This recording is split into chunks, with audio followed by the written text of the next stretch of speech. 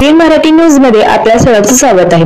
ताज्या बातम्यांसाठी एबीएन मराठी न्यूजला सबस्क्राइब।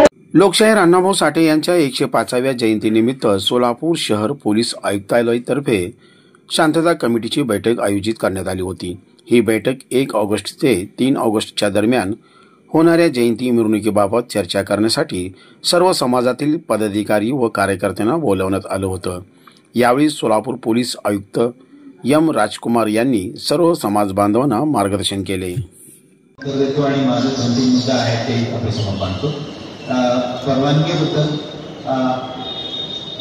आता आमचे जे ऑनलाईनचे जे आहे आपल्यापैकी काही बांधवांनी ऑलरेडी ऑनलाईन परवानगीचा अर्ज टाकलेला आहे।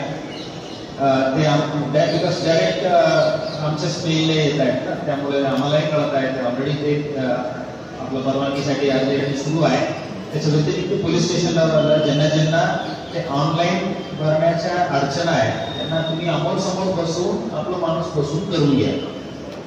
यात हे ऑनलाईनच करायची ऑफलाईनच करायची असं ते जास्ती फोकस तिथे न करता आम्हाला मंडळ जे कोणी मिरवणूक काढणार आहे जे स्थापन करणार आहे ते आमच्या रेकॉर्डवर यायला पाहिजे आणि त्यांची माहिती आमच्याकडे असलं पाहिजे। मुद्दा हेच आहे आणि आधी देऊन नोटीस ते स्वीकारलं तेवढं केलं तर सर्व पूर्ण होत आहे। त्यामुळे आपणच आपला माणूस बसवा, आपला आईचा माणूस बसवा, समोर बसून त्यांच्याच स्टाफला किंवा त्यांच्याच मोबाईल फोन मधून ते करून घ्या। काय अडचण यायची गरज नाही पडला पाहिजे। पोलीस स्टेशन स्तरावरच हे पूर्णतः व्हायलाच पाहिजे, त्यानुसार सर्व कारवाई मंडळबद्दल गौरवनी सांगितलेलं आहे। जे काही असा 1-2 उदाहरण त्यांनी सांगितलं, काय कारण असतं, काही महत्वाचं कारण असतं 1-2 वर्ष मिरवणूक काढलेल्या नाही किंवा कोविड दरम्यान काढलेल्या नाही असं आहे तर त्याच्यावर त्या वर्षाच्या अगोदरचे जे पत्र आहेत ते असं तरी चालेल। आम्ही असं काही तुम्ही दरवर्षी मागच्या वर्षीचं परवानगी पत्र द्या तेव्हा तुम्हाला यावर्षी अर्ज करता येईल असा विषय नाहीये। आम्ही समजू शकेल काय 1-2 वर्ष मध्ये काढलं नाही असा कारणामुळे काढलं नसलं तर आता तुम्ही 23-24 ला काढलं नाही 22चं असेल ना चालेल, तेवढं आम्ही ऍक्सेप्ट करून घेऊ। आणि नवीन मंडळबद्दल स्थापन करायची आपल्या स्तरावर ते वेगळा निर्णय राहील, मिरवणुकात सामील व्हायचे असेल तर निर्णय राहील। बिकॉज आम्ही सुरुवातीपासून नवीन मंडळाला आम्ही एवढं एंटरटेन करत नाही, ते म्हणजे अगदी यावर्षीपासून सुरू करायची म्हणून जे करतायत त्यांच्या त्याबद्दल आम्ही केस टू केसेसलाच निर्णय घेणार आहे। तर ते जसं 1-2 वर्ष काढलं नाही आता यावर्षी करायची ते मी आताच तुम्हाला मोकळेपणे सांगतो, त्यांना 100% परवानगी मिळेल। जे मंडळ आता स्थापन करतायत नवीन यावर्षीपासून करायचे असा निर्णय असेल तर त्यात केस टू केसेस मध्येच आम्ही करणार आहे। मॅक्सिमम आम्ही ते कमी करण्याचा प्रयत्न करणार आहे।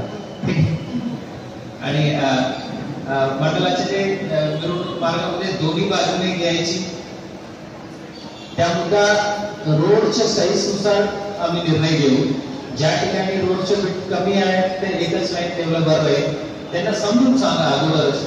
डायरेक्ट मिरवणुकासाठी रोडला उतरल्यानंतर तुम्ही इकडे जाऊ नये तिकडे जा असं म्हटलं तर त्यांनाही जरा ते वेगळं वाटेल।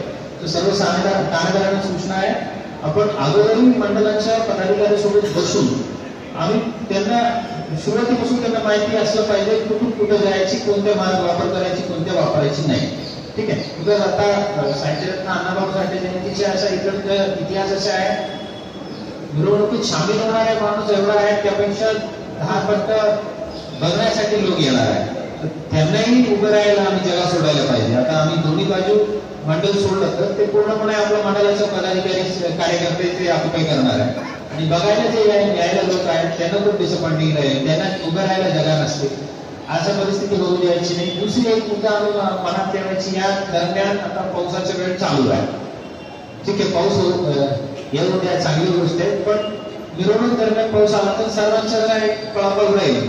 पर्टिक्युलरली जे बघायला येत आहेत पब्लिक त्यांना ते शेल्टर मिळण्यासाठी इकडे तिकडे पडतात, तसं असताना जरा जागा जेवढा मोकळा आम्ही सोडतो तेवढा बेटर आहे, त्या दृष्टीने आम्ही करू। आणि मंडळ एकमेकांना ओव्हरटेक करण्याचे प्रयत्न जे करतात काय पर्टिक्युलर ठराविक चौकामध्ये त्या दृष्टीने मध्यवर्तीलाही आमची विनंती आहे आपल्याकडूनही सूचना द्या। आणि नेहमीप्रमाणे आम्ही ज्या ज्या ठिकाणी इंटरसेक्शन आहे 2 रोड मिळत आहे इकडून पण मंडळ येतात तिकडून पण मंडळ असं असतं तर आम्ही इकडून एक सोडा तिकडून एक सोडा असाच फॉर्म्युला आम्ही वापरतो, त्याच दृष्टीने करू।